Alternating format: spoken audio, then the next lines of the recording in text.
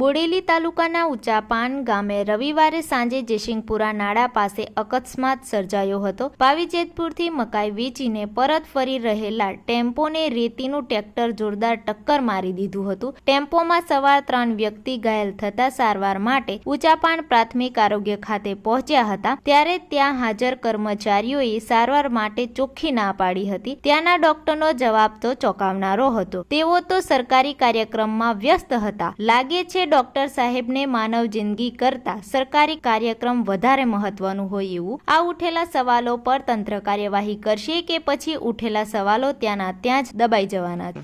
અમે સારવાર નહીં કરી અમારી મેં તો હમોરી જ નહીં કશું ના જ પાડી દીધી। સારવારનું નામ જ નહીં લીધું, જાંબુગડા તમારે જવું પડશે કે ટોકા બોકા ત્યાં જાંબુગડા લેવા પડશે એવું મને હમું કહી દીધું। એટલે તોય છતાં અમે વરીને તો જો બે વાર પર પ્રયત્ન કર્યો તો એને ના પાડી દીધી। આ કોખમાં પેડ પડી ગયેલી છે અને આખો આ ચહેરો આ એ બધું સોલાઈ